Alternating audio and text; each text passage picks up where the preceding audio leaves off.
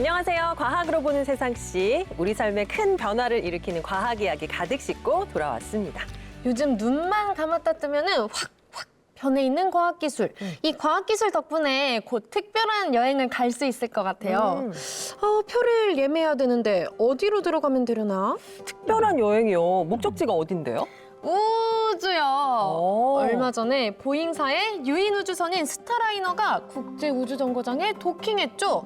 또 스페이스X의 스타쉽이 지구 궤도를 멋지게 비행하고 귀환했고요. 네네. 이런 걸 보면 우리도 머지않아서 우주를 여행하는 날이 올 거예요. 요즘 뉴스페이스 시대라고 하잖아요. 우주 여행뿐만 아니라 건축, 의료, 통신까지 우주로 향하는 과학기술이 더 빠르게 발전하는 것 같아요. 맞아요. 최근 과학계에 아주 핫한 이슈가 우주 개발이거든요. 전 세계 모두가 우주 개발에 열을 올리고 있어요. 그런데 이렇게나 너도 나도 우주 개발에 열을 올리는 이유가 뭘까요? 그것은 바로 우주 개발이 세계 경제의 신동력이기 때문이래요. 바로 이렇게 말이죠.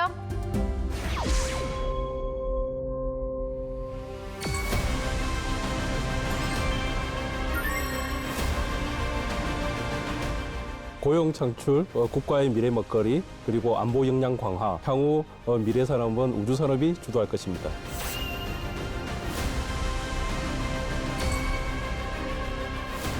현재 지구에서 대한민국 영토는 좁고 작습니다. 그러나 20-30년 뒤 우주에서 대한민국 영토는 매우 넓고 영향력도 클 걸로 예상이 됩니다.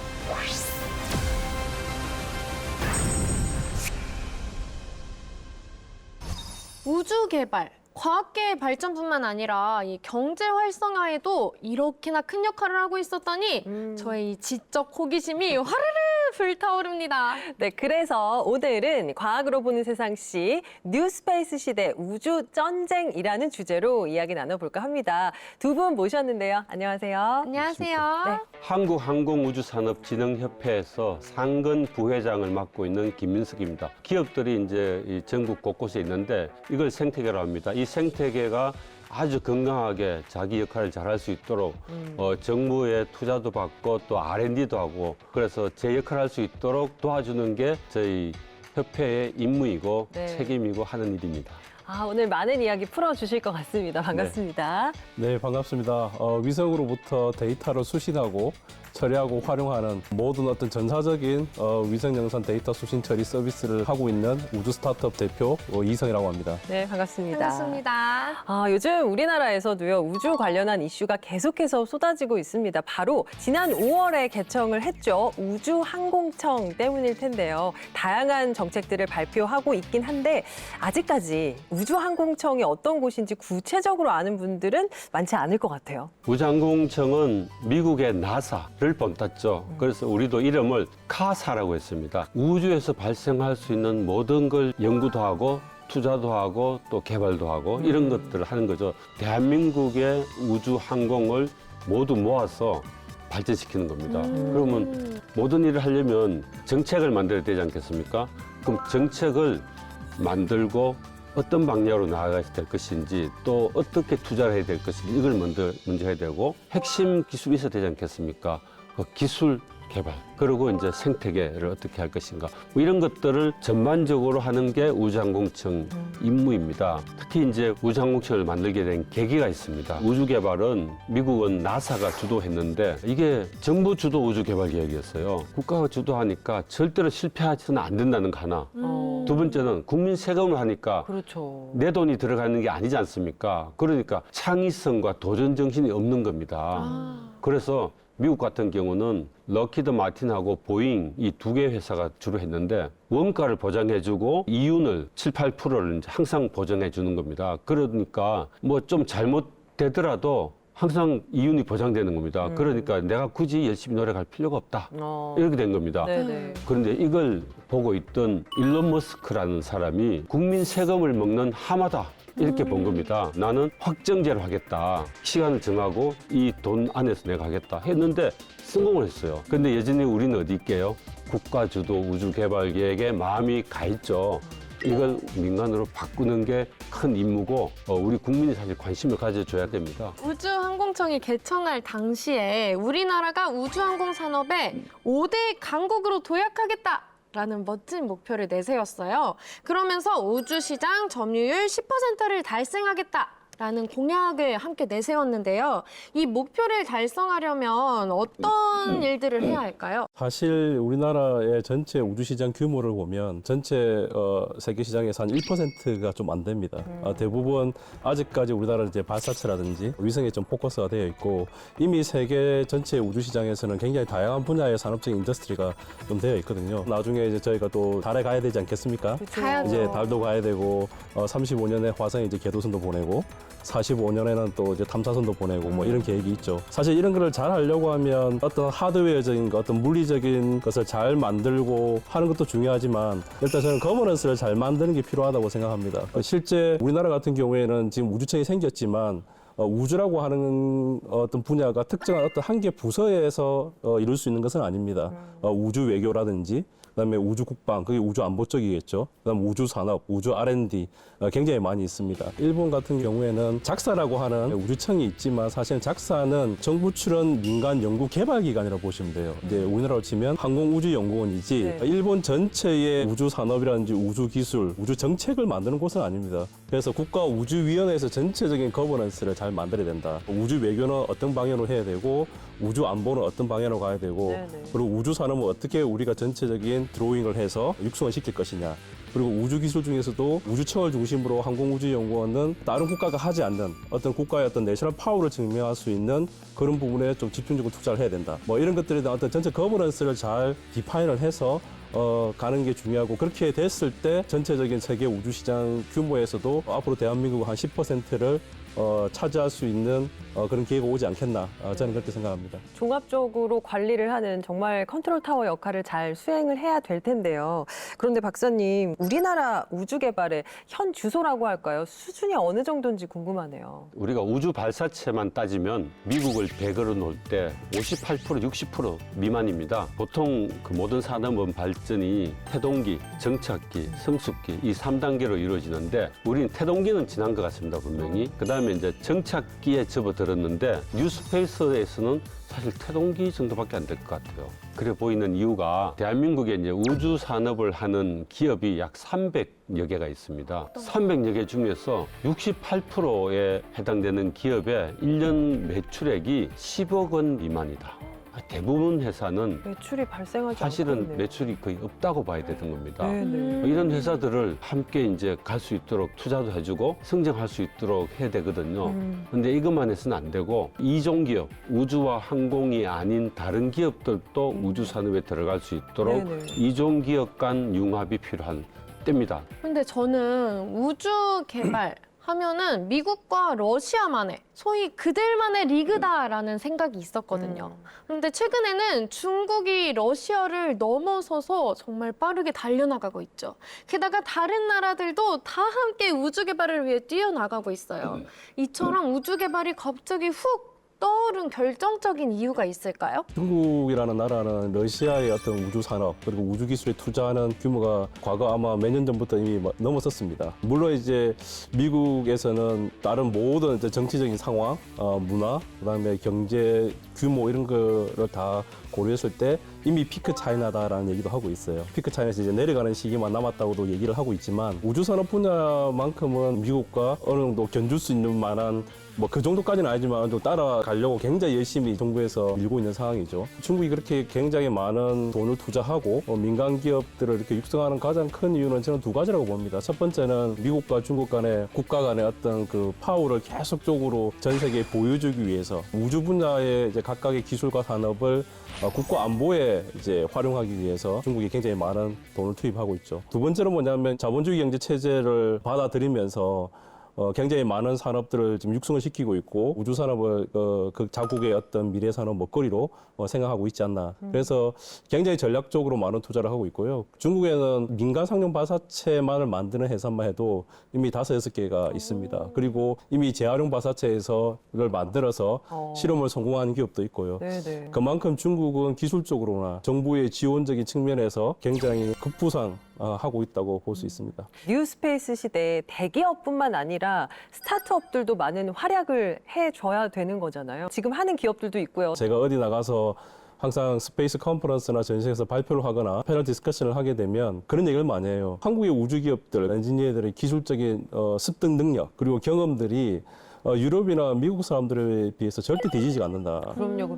절대 저도 그렇게 생각하거든요. 네. 그만큼 우리나라 우주 기업들이 굉장한 기술력을 가지고 있고 하지만 여기서 이제 하나 문제점은 뭐냐면 그 스타트업들이 먹고 살 수 있는 먹거리가 마중물을 부어줘야 되는데 우주 기업들이 어떤 시장에 나가려고 하면 제일 먼저 따지는 게 얼마나 많은 레코드를 갖고 있냐. 근데 우주라고 하는 부분은 위성이든 발사체든 간에 우주 공간에 위성이나 발사체를 보내야 되기 때문에 그곳에서 어느 정도 자기 제품을 올려보지 않고서는 쉽게 제품 선택을 하지는 않습니다. 네. 그러다 보니까 그런 부분은 정부가 조금 도와주는 부분이 필요하죠. 그렇죠. 미국이나 유럽 같은 경우에는 필요 없다고 하더라도 이 사주는 것들이 있거든요. 이미 자국의 어떤 정책에 의해서 스타트업들이 이미 붐업이 되고 있고요. 지금은 정책이 많이 바뀌어서 앞으로 10년 내면 유럽의 대형 어떤 우주기업 같은 회사가 저는 나올 수 있다.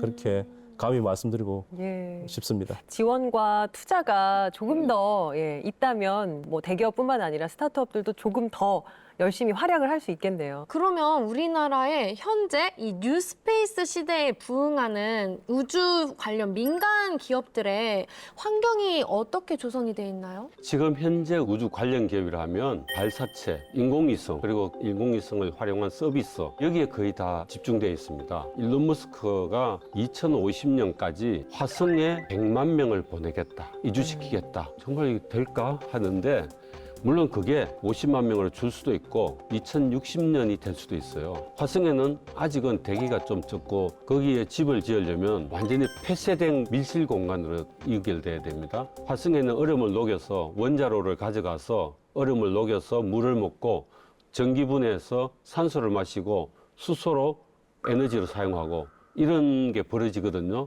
엔지니어링, 플랜트 산업이에요. 그걸 전 세계에서 시공 능력이 1등인 회사가 어딘지 압니까? 현대중공업, 현대중공업. 하나오션, 삼성 이런 데가 있거든요. 이런 기업이 일론 머스크와 예를 들면 손을 잡고 화성에서 거주지를 만드는 거죠. 그럼 대한민국의 우주 산업은 굉장히 커지죠. 그다음 먹고 살아야 되죠. 지구에서 다 가지고 갈 수 없잖아요. 우주에서 식량을 만들어야 돼요. 스마트팜, 그다음에 우주에서 저 고기도 만들어야 되겠죠. 뭐 이런 것들은 대한민국 잘할 수 있습니다.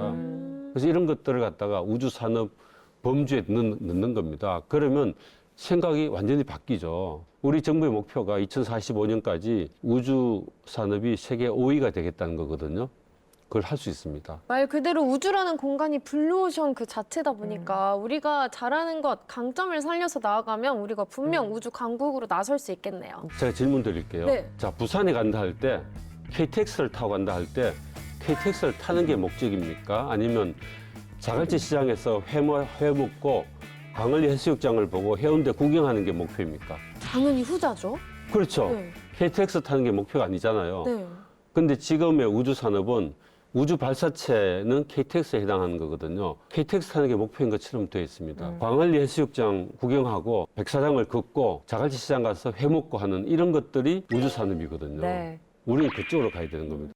네, 뉴스페이스 시대를 맞아서 우리나라에서도 우주 관련 민간 기업들이 급성장 중인데요. 세계 시장에서도 주목받고 있는 K-우주 스타트업 그 현주소를 찾아가 봤습니다. 오늘은 전 세계가 주목하는 K-우주 스타트업을 찾아왔습니다. 과연 어떤 기술을 볼 수 있을까요? 함께 가보시죠. 안녕하세요. 안녕하세요. 제가 오늘 K-우주 산업 기술을 알아보러 왔는데요. 앞에 보이는 게 그 기술들을 활용한 걸로 보입니다. 어떤 거죠? 저희 회사에서 제작한 투휠 로버와 포휠 로버입니다. 보시다시피 크기가 다른 만큼 쓰임도 다릅니다. 그래서 이 투휠 로버 같은 경우에는 좀 간단한 임무들, 단순 탐사 임무에만 사용되는 반면에 포휠 로버 같은 경우는 탑재체를 좀 다양하게 좀 더 많이 실을 수 있다 보니까 다양한 임무들에 투입될 수 있습니다. 이렇게 보니까 제가 한번 들어보고 싶은데요. 괜찮을까요? 네, 한번 들어보시죠. 네. 딱 보기에도 작은데, 이렇게 가벼워도 되나 싶을 정도인데요. 사실 달에서는 무게가 6분의 1이라고 하잖아요. 이거 네. 날아가는 거 아니에요? 달에서는 사람이 걷는 속도보다 느리게 이 로버들이 이동한다라고 생각하시면 되기 때문에 그럴 일은 없다고 보셔도 될 것 같습니다. 아, 속도의 차이가 있었군요. 네네. 이게 직접 움직이는 모습도 한번 보고 싶은데요. 저희 테스트 시설에서 같이 테스트하러 가보시면 될 것 같습니다. 오, 움직여요, 움직여요. 이렇게 방향 전환도 되고요. 이게 라이트가 있어서 어두운 우주에서도 잘 다닐 수 있을 것 같아요. 오, 제가 방금 조종했던 이륜 로버에 비해서 속도가 빠르네요. 아, 네, 맞습니다. 이렇게 두 종류의 로버를 살펴봤는데요. 직접 조종도 해봤고요. 그런데 보통 많은 분들이 화성에 관심을 갖잖아요.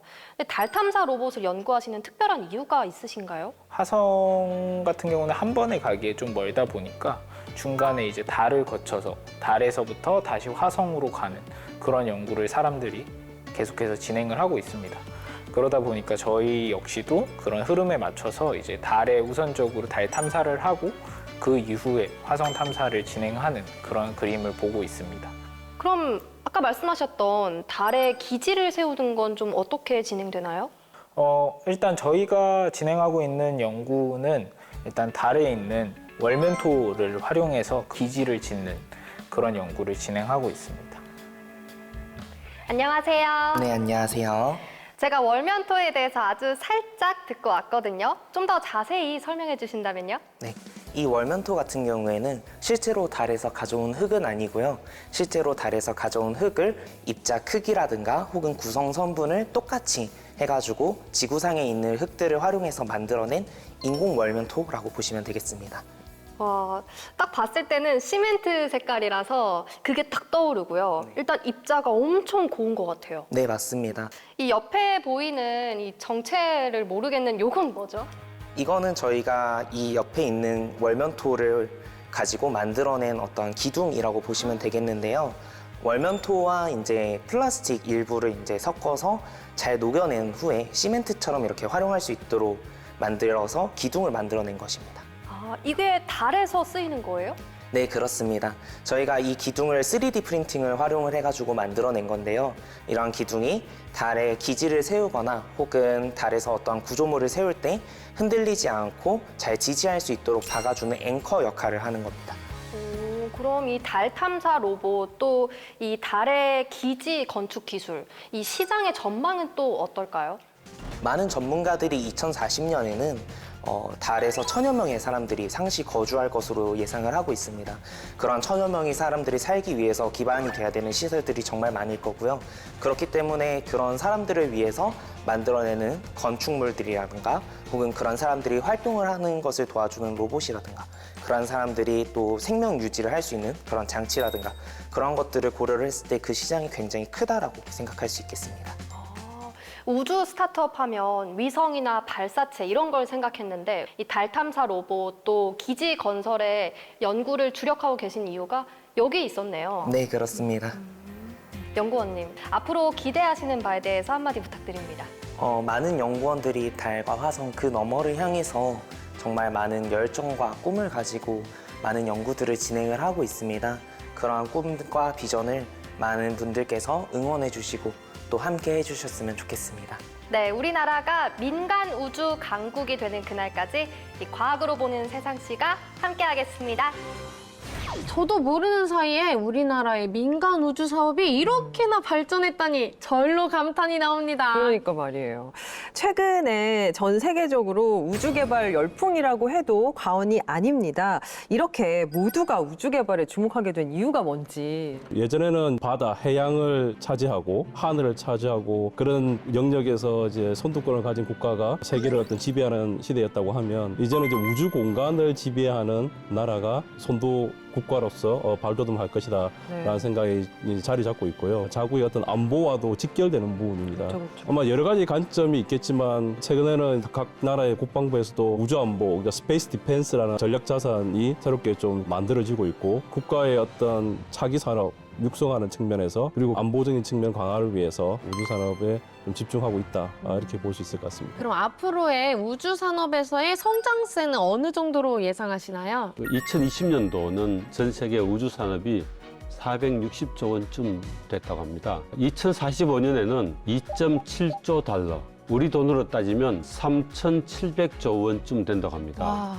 현재 대한민국은 세계의 이제 약 1%의 시장을 점유하고 있어요. 정부 정책은 2045년에는 세계 우주 시장의 10%를 점유하겠다. 그러면 이게 얼마겠습니까? 370조 원 정도 하겠다는 겁니다. 그래서 이걸 지속적으로 투자해서 마중물로 해가지고 우리가 정말 2045년에 370조 원 아니면 400조 원 정도 매출을 올릴 수 있고 그렇게 되면 당연히 세계 5위 우주 산업 국가가 될 겁니다. 그렇다면 현재 전 세계에서 진행하는 이 우주 개발 사업이 보편화된 세상이 온다면 우리의 삶은 어떻게 변할까요? 시청자분들께서도 이미 많이 사용하고 계실 텐데요. 전자레인지라든지 그다음 메모리폰 베개, 그다음에 선글라스, 그다음에 소방관분들이 입고 계신 그 방화복 이런 것들 사실 다 이제 우주 기술에서 다 왔었죠. 앞으로는 아마 우주 공간으로 가서 관광한 시대가 곧 다가오지 않겠나. 저는 그렇게 생각을 하는데 이미 미국의 상업용 이제 우주 정거장을 만들겠다는 회사가 두 개 있습니다. 자체적인 우주 왕복선을 만들어서 우주 공간에 사람을 보내서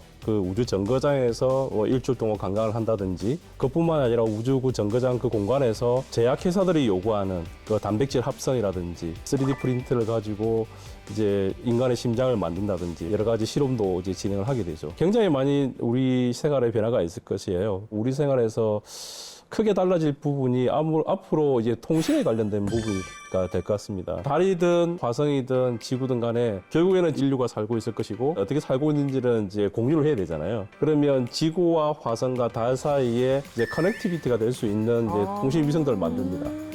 그래서 그 위성 간에 이제 레이저 통신을 하게 될 것이고요. 우리가 인터넷 쓰고 뭐 페이스북을 하고 인스타그램을 하듯이 세계 행성에서 각각의 살아가는 생활을 엿볼 수가 있고 네. 그런 세상이 저는 곧 올 것이라고 생각합니다. 뭔가 영화 속 장면 같은데 이게 현실이 될 수 있다는 거잖아요. 말씀하신 그런 부분들이 이제 순항을 하려면 우주 개발이 순항하려면 필수적인 기본 기술이 있을 것 같거든요. 가장 중요한 거는 그 우주로 가는 기술이겠죠. 그렇죠. 기본이겠죠. 그렇죠. 예. 1kg의 무게를 우주에 내보내는데 얼마 드느냐? 내 몸을 우주에 보내려면 우리 누리호로 따지면 32,000달러쯤 들어요. 근데 최근에 스페이스 X가 성공한 스타쉽, 요게 이제 곧 상용화 될 텐데 요거는 100달러 듭니다. 1kg에 100달러요. 그렇죠. 어허. 굉장히 많이 줄었네요. 네. 이 스타쉽을 이용하면 뉴욕에서 파리까지 가는데 30분 걸리고 동경까지 오는데 37분쯤 걸린답니다. 1시간 내에 지구상 어디로 가는데 발사 기술이 굉장히 중요하죠. 네. 그 외에 이제 제조라든지 또는 우주에서 거주하는 거라든지 에너지 활용하는 거라든지 태양광을 어떻게 쓸 것인가 이런 것들 우리가 지구상에서 생각하는 모든 일들이 다 우주에서 발생되는데 환경이 바뀌기 때문에 거기에 맞는 걸 연구를 해야 되는 겁니다. 많은 사람들이 정말 그리고 발사체를 띄워 올리는 것만 많이 생각을 하지만 우주 개발에 있어서 관련된 기술과 산업들이 참 많을 텐데요. 위성 개발, 발사체 개발 요 외에는 어떤 게 있을까요? 위성이나 발사체 부분은 저희가 우주 산업을 이야기할 때 이제 업스트림 영역이라고 부릅니다. 근데 그 발사체나 위성을 개발하고 어떤 산업화해서 이렇게 컨트리뷰션하는 전체 퍼센테이지는 한 8에서 한 9%밖에 안 되고 나머지 한 91, 2%이 정도는 거의 다운스트림 영역에 있습니다. 다운스트림 영역과 서비스 분야에. 그 다운스트림 영역이라고 하는 부분은 뭐냐 하면 위성이나 발사체로부터 데이터를 수신하는 수신 서비스하는 회사들 그리고 그 데이터를 처리하고 가공해서 다양한 분야에 이제 활용하는 분야죠. 우리가 위성이라고 하는 게 목적성이 세 가지가 있습니다. 하나는 사이언스 데이터를 획득하는 부분이 하나 있고 두 번째는 지금 스페이스X처럼 스타링크처럼 지구 저궤도나 뭐 중궤도에 위성을 많이 이렇게 띄워서 지구 쪽으로 이제 인터넷 서비스를 한다든지 이제 모바일 이제 서비스를 지원한다든지 그런 통신 위성이 있고 세 번째가 이제 관측 위성입니다. 예를 들어서 세종시 같은 경우에는 사실 이제 신도시잖아요. 그런 신도시들이 매달, 매 분기, 매년 새로운 아파트가 들어서고 뭐 없던 지역들이 새로 생기고 굉장히 많은 이제 변화가 일어나죠. 그런 것들을 시간에 따라서 어떻게 변화가 일어나는지를 AI라는 기술을 이용해서 각각의 대상체들이 어떻게 변화가 일어나는지에 대해서 확인할 수 있습니다. 그리고 위성 영상을 가지고 예를 들어서 뭐 북한의 어떤 동향이 변화가 있다. 군 부대가 어떻게 이동하고 있고 유도 무기를 발사할 시점인지 아닌지 안보에 관련되는 부분도 이제 관측 위성을 통해서 확인할 수가 있고 해양에서 배들이 움직이는데 배들이 어떻게 움직이고 있고 혹시라도 이제 조난 사태가 일어났을 때 어느 지점에서 침몰했는지 뭐 이런 것도 관측할 수가 있죠. 그리고 뭐 농작물 작황도 어떻게 일어나는지 굉장히 다양한 분야에서 활용할 수가 있는데 이러한 대부분의 우주 산업들의 매출이 일어나고 산업화가 이루어진 부분은 이 다운스트림 영역이라고 할 수 있습니다. 아이디어만 있다면 우주 산업의 새로운 분야를 개척해봐도 좋을 것 같다는 생각이 드네요. 그렇죠, 그렇죠. 맞습니다. 우주정거장만 하나 예를 들어도 상용 우주정거장이 생기면서 우주정거장에서 여러 가지 이제 실험들, 뭐 사람들이 신체 변화가 어떻게 일어나는지, 그리고 중력이 있는 상태에서 우리가 먹는 약과 이제 마이크로그래비티 상태에서의 먹는 약의 효과가 달라질 수 있다는 거죠. 나중에는 이제 아마 그런 우주의 전반적인 지식을 가진 의사가 처방을 내려야 될 때도 올 겁니다, 분명히. 예. 약간의 새로운 직업이 또 생길 수도 있겠네요. 그렇죠. 예. 우주 공간을 잘 이해하고 있는 AI 의사가 그 처방을 더 잘 내릴 수 있는 시기가 올 수도 있다는 거죠. 2022년, 2023년, 2024년 주요 우주 산업군에 대한 그 스트림을 이렇게 정해 놓은 것들이 있습니다. 거기 보면 좀 전에 말씀드렸던 우주관광, 우주의학뿐만이 아니라 커다란 위성이 다시 작은 위성을 싣고 올라가서 당신들이 원하는 궤도에 다시 얘를 떨어뜨려 주는 거예요.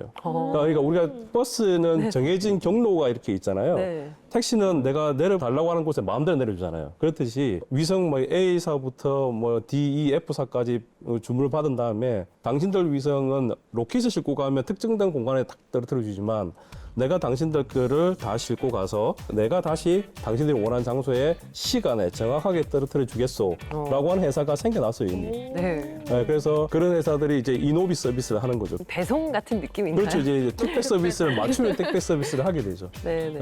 그러면서도 발사 비용은 굉장히 저렴해지고 이제 그런 서비스도 다양하게 나타나고 있는 게 지금 우주 산업의 어떤 전체적인 스트림이다. 이렇게 볼 수 있을 것 같습니다. 정말 다양한 상품과 서비스들이 나오고 있는 것 같아요. 그런데 우주에서 활용할 상품을 만들었는데 이게 정말로 우주에서 제 기능을 할지 이걸 꼭 시험해 봐야 될 것 같아요. 혹시 여기에 대한 체계나 시스템이 있나요? 현재는 우주와 관련된 것은 인증 체계는 없습니다.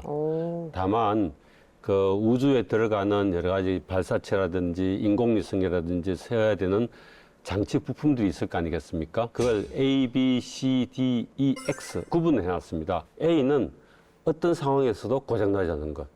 B는 좀 신뢰도가 조금 낮은 거. 뭐 이런 식으로 했는데 인정체계는 현재 없는 상태입니다. 인공위성 같은 경우도 이제 미국의 스페이스X 같은 경우는 12,000개 적에도 통신위성을 쏘아올리는 거거든요. 현재 6,000개 정도 올라가 있습니다. 중국도 경쟁적으로 하고 있죠. 이런 것들 다 올라가고 나면 자기들끼리 인정체계를 만들어가지고 후발국들은 못 따라오게 이 사다리를 걷어찰 수가 있습니다. 네. 그래서 우리가 앞으로 생길 게 무언가를 판단해서 우리도 개발하고 만들고 쏘아올려야 됩니다. 네, 우주 개발 붐은 참신한 아이디어와 도전 정신으로 무장한 민간 우주 기업의 등장과 함께 시작됐는데요. 과연 민간 우주 기업이 뉴스페이스에 미친 영향은 어느 정도일까요?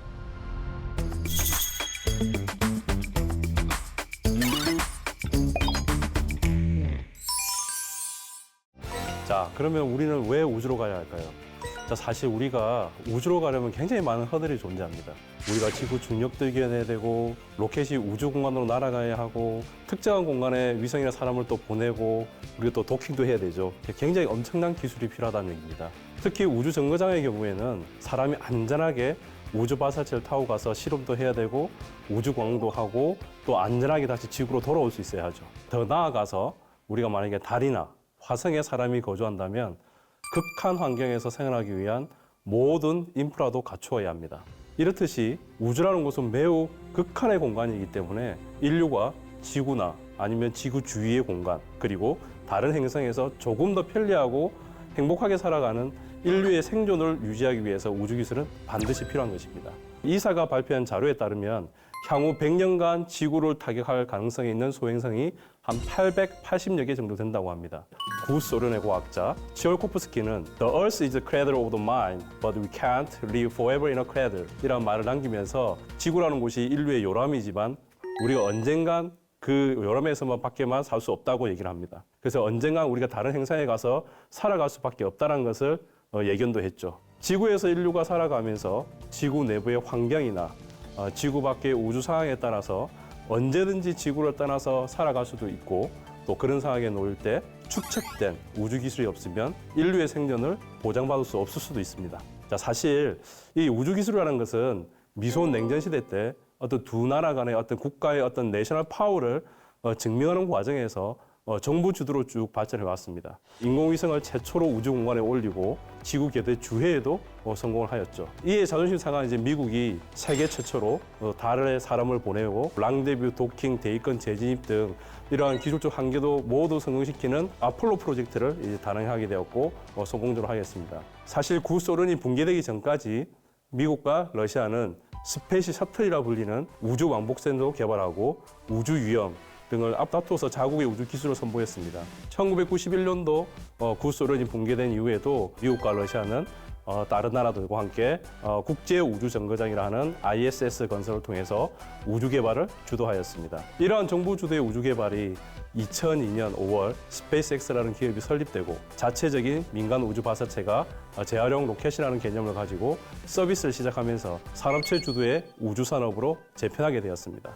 나사와 미국 정부의 도움이 되어 있었지만은 재활용 로켓 기술로 민간에서 발사 서비스를 주도하고 다른 산업의 기술과 제품의 혁신으로 초소형 위성 체계라는 기류가 붐업이 되면서 민간 주도의 우주 산업과 기술 개발이 매우 빠른 속도로 성장하게 되었습니다. 민간의 우주 스타트업들이 본인의 기술과 경험을 바탕으로 초소형 위성 제작, 위성 정산 데이터 활용, 위성 운영 및 데이터 수신 서비스, 우주의학, 3D 프린팅 기술을 이용해서 우주 부품과 시스템을 만들고 새로운 비즈니스 모델을 만들어서 돈을 벌기 시작하였죠. 이런 우주 기업들이 우주 기술과 산업을 주도하면서 새로운 뉴스페이스 인더스트리라는 생태계가 만들어졌고 많은 투자사들이 우주 기업에 투자를 하면서 또 이를 지켜보는 각국의 정부는 미래의 먹거리가 될 수 있다고 판단했던 거죠. 규제의 해제, 연구개발비 지원, 우주 인력의 양성이라는 정책을 만들면서 강력한 지원에 나서게 되었습니다. 최근 우리나라 우주청의 이제 카사도 이러한 맥락과 동일선상에 있다고 할 수 있습니다. 지금의 뉴스페이스 어떤 생태계는 민간이 주도하는 산업과 기술이라 이야기하지만 사실 그 이면에는 아직까지 정부의 강력한 지원이 필요하고 투자사들의 관심 속에서 자본이 지원되지 않으면 사실 불가능하다고 할 수 있습니다. 우주기술과 산업은 여전히 많은 돈이 들어가고 시간이 필요합니다. 따라서 전문적인 인력도 양성돼야 하는 분야입니다. 이를 위해서는 민과 관, 그리고 학교 이렇게 삼일체가 동일한 목표 의식을 가지고 비즈니스 창출 및 규제 개혁, 그리고 R&D 지원, 우수한 우주 인력을 양성하여 각각의 롤에 따라서 물 흐르듯이 이어져야 할 것입니다. 민간 스타트업들의 이 아이디어와 기술이 우주 산업의 새로운 유레카를 만들어줬으면 좋겠네요. 네.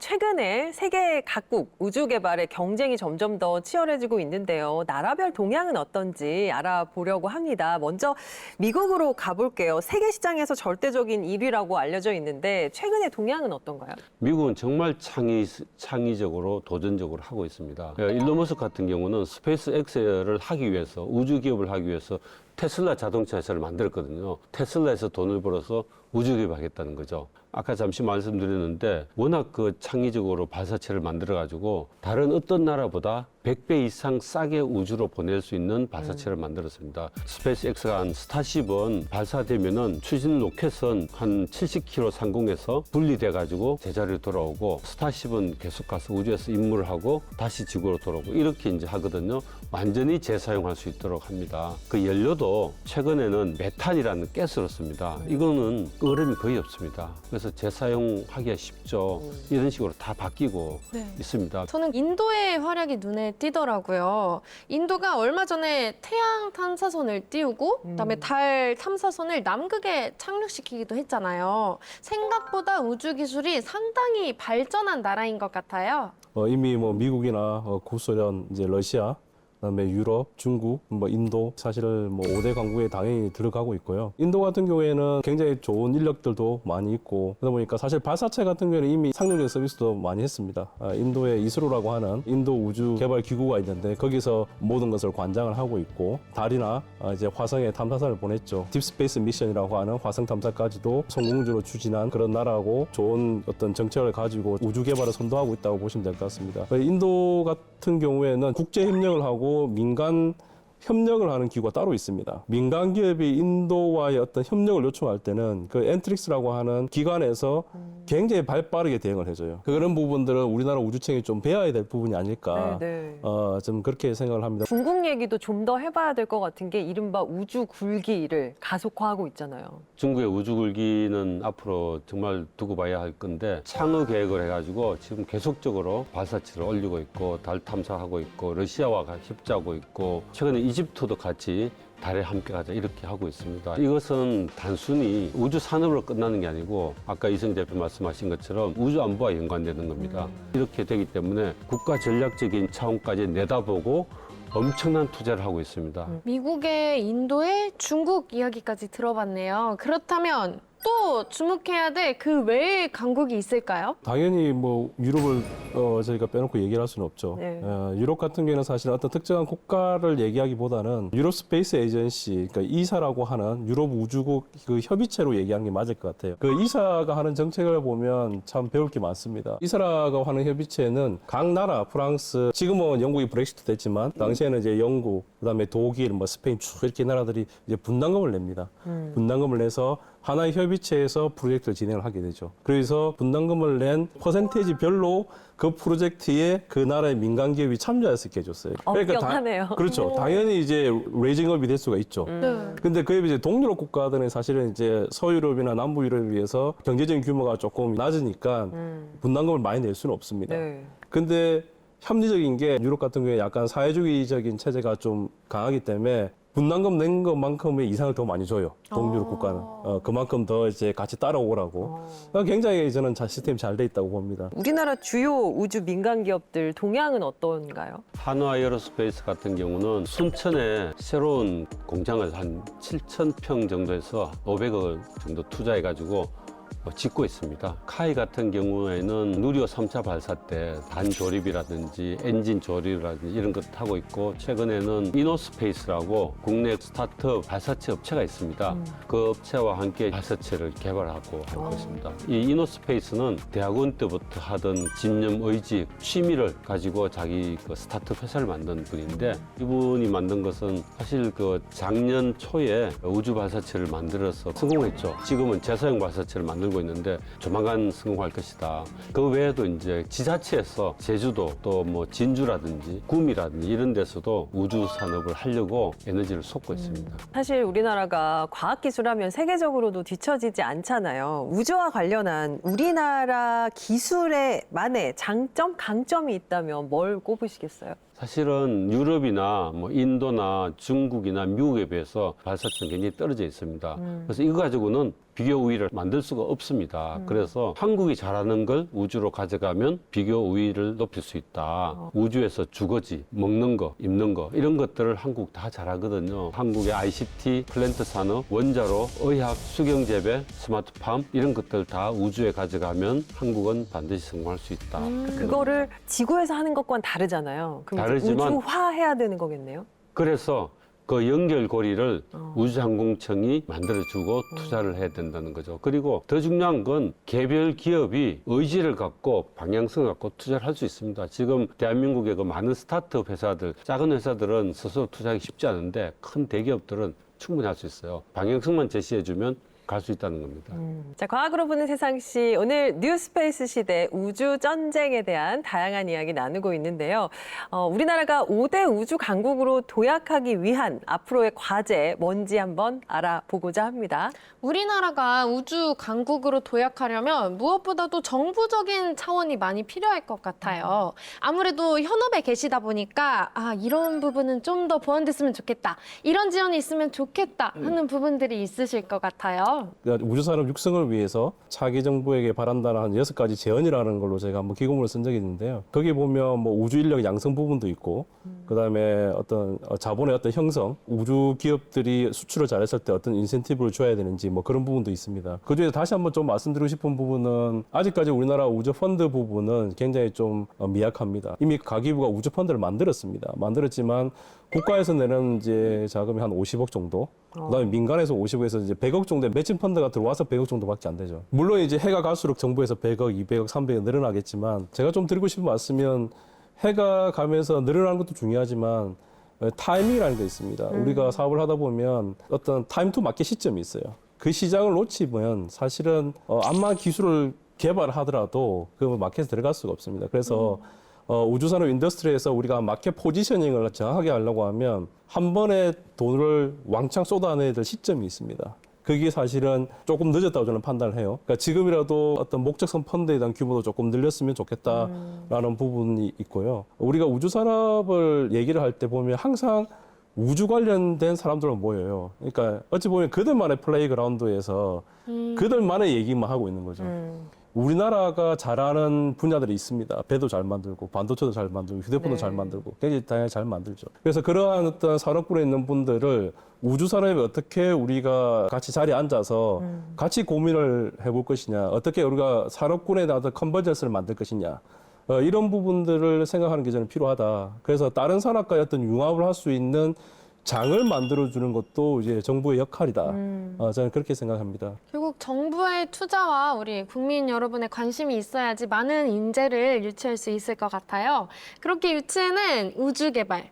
저는 K-팝, K-푸드처럼 우리의 K-우주 산업이 새로운 브랜드로 만들어졌으면 좋겠어요. 그렇다면 우리나라만의 특색이 들어간 K-우주 산업, 어떤 모습일까요? K-팝, K-드라마, K-엔터테인먼트처럼 뭔가 우리나라만의 어떤 특색이 반영된 우주기술, 문화나 철학을 좀 담았으면 좋겠다는 생각을 좀 많이 합니다. 우리나라가 잘하는 것들이 뭐냐면 이제 컨텐츠를 만드는 것들이에요. 하드웨어적인 부분은 조금 느렸지만 그걸 통해서 그렇게 만들어둔 조성된 환경에서 우리가 어떤 컨텐츠를 만들 거냐라는 부분은 좀 다르다고 생각합니다. 우주 산업을 하면서 제가 느낀 거는 뭐냐면 우주 기술도 그렇고 우주 산업도 그렇고 이게 미래의 먹거리로 성장 가능하려고 하면 대중의 인식이 전환이 돼야 된다 저는 생각을 해요.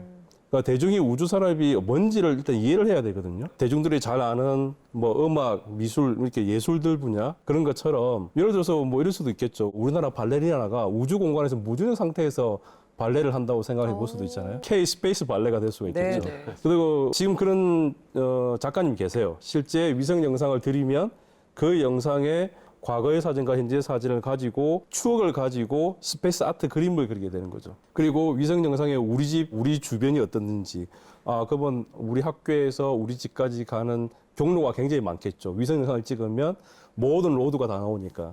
그러면 어떤 캐릭터 서너 마리를 두고 속도 성분을 다르게 가면서 우리 집까지 가는 최단 경로 찾기. 그러니까 스페이스 에듀케이션이 될 수가 있겠죠. 그런 것처럼 다양한 컨텐츠를 만드는 부분 이런 거는 우리나라 사람들이 잘할 수 있다고 판단해요. 네. 대중화를 하는 게 필요하다.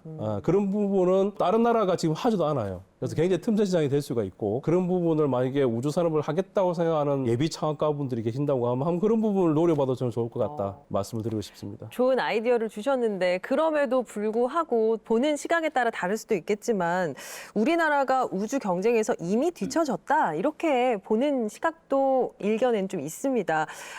우리나라가 우주 경쟁에서 앞으로 좀 더 나아가기 위해서 꼭 필요한 게 있다면 뭘 네. 꼽으시겠어요? 500년 전 대양을 바라보던 시각하고 지금 우주를 바라보는 시각이 비슷합니다. 그때 마젤란이나 콜럼버스가 대륙을 발견하고 해양 패권을 가졌죠. 그 현상이 지금 우주에서 벌어지고 있습니다. 대한민국은 지금까지 좀 뒤처졌지만 생각을 바꿨어. 우주 경제라는 폭을 넓혀서 여러 국제사회하고 연대하고 협력해서 우주로 나아가면 엄청난 발전이 이루어질 수 있고요. 이 우주 산업은 결과적으로 보면 그 국가가 갖고 있는 모든 통합적 산업의 경쟁력의 일환이다. 그래서 한국은 지금 충분히 잘할 수 있고 생각만 바꾸면 우주 산업에 성공할 수 있다. 현재 대한민국 영토는 지구상에서는 작고 좁지만 앞으로 펼쳐질 우주에서의 대한민국 영토는 무궁무진하고 넓다. 이게 우리의 포부고 희망이고 꿈이다. 이렇게 네. 생각이 듭니다. 말씀해주신 대한민국의 영토는 작지만 우주 속의 대한민국은 무한하다라는 말이 정말 마음에 남는데요. 점점 더 성장하는 우주 속의 대한민국 얼마나 거대할지 벌써부터 기대가 됩니다.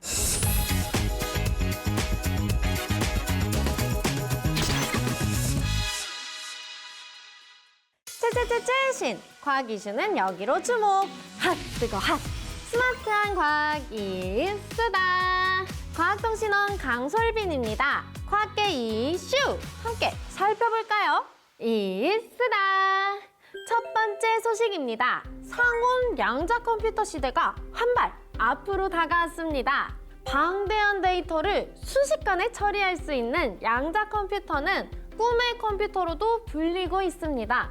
하지만 기존의 양자 컴퓨터는 극저온의 진공 상태에서만 작동되는 초전도체가 필수여서 거대한 부피와 전력난이 문제였는데요. 이런 문제를 해결하기 위해 한국표준연구원에서 차세대 전자소자로 주목받는 입자인 스커미온에 주목했는데요. 기존 초전도체 방식이 아닌 소용돌이 모양의 구조체 스커미온을 상온의 2차원 자석 표면에서 생성하고 제어하는데 세계 최초로 성공했습니다. 3차원에서 생성되던 기존 스커미온과 비교하면 전력은 1000분의 1, 부피는 10배 이상 줄어들어 양자 컴퓨터의 단점으로 꼽히는 거대한 부피와 전력난을 해결했습니다.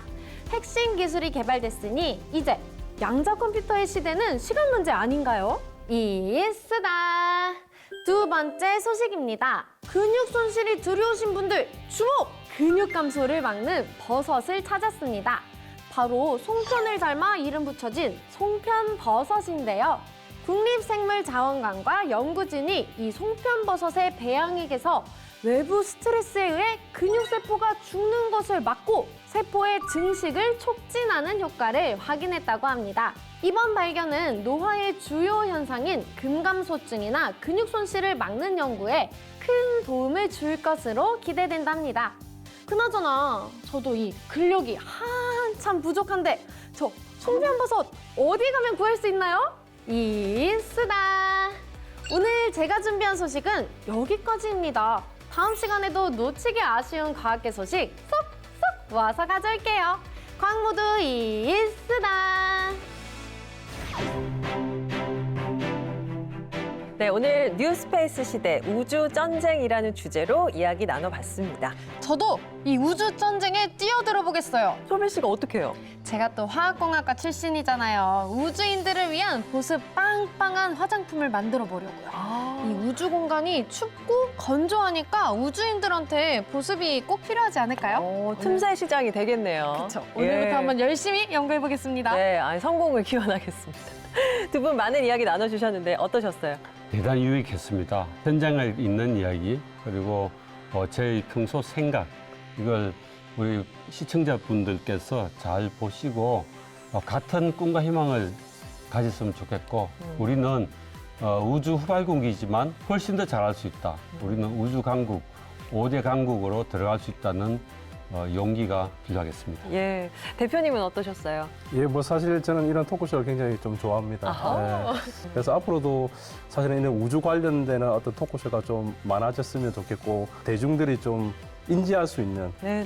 그런 어떤 좀 이벤트가 좀 많았으면 좋겠습니다. 네, 두 분 저희 과학으로 보는 세상 씨가 항상 응원하겠습니다. 오늘 나와주셔서 고맙습니다. 네, 감사합니다. 네, 저희는 다음 시간에 더 유익한 과학 이야기 들고 찾아오겠습니다. 과학이 보인다. 과학이 즐거워진다. 스치기만 해도 당신은 과학 전문가. 과학으로 보는 세상.